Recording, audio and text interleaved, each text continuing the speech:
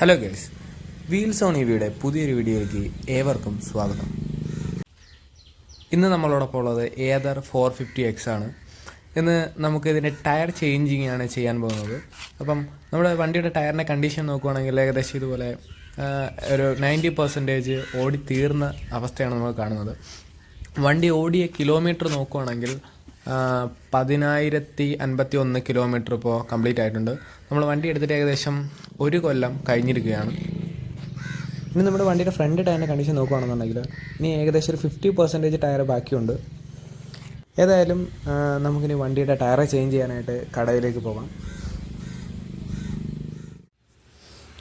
വീട്ടിൻ്റെ അടുത്തുള്ളൊരു ടയർ ഷോപ്പിൽ തന്നെയാണ് നമ്മൾ വന്നിരിക്കുന്നത്. ഇവിടെ ഇതിന് സ്റ്റോക്ക് ടയർ ലഭ്യമല്ല, സ്റ്റോക്ക് MRF ടയറാണ് വരുന്നത്. അത് ഇവിടെ കിട്ടാനില്ല. പക്ഷേ അതേ ടയർ സൈസിലുള്ള ടയർ നമ്മൾ എന്തായാലും ചേഞ്ച് ചെയ്യാൻ പോവുകയാണ്.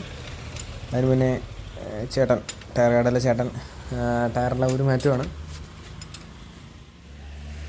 വണ്ടിക്ക് സെൻറ്റർ സ്റ്റാൻഡ് വരാത്ത കാരണം ജാക്കിയുടെയൊക്കെ ഹെൽപ്പ് കൊണ്ടാണ് ചേട്ടൻ ടയറൊക്കെ ഒരു മാറ്റിക്കൊണ്ടിരിക്കുന്നത്. നമ്മൾ സെലക്ട് ചെയ്ത ടയർ ഏതാണെന്ന് വെച്ചാൽ TVSൻ്റെ യൂറോ ഗ്രിപ്പ് എന്ന് പറയുന്ന മോഡലാണ്. ഇതിൻ്റെ ടയർ സൈസ് വരുന്നത് നമ്മുടെ സ്റ്റോക്ക് ടയർ സൈസ് തന്നെയാണ്, 100/80. അതേ ടയർ സൈസ് തന്നെയാണ് നമ്മൾ മാറ്റാൻ പോകുന്നത്.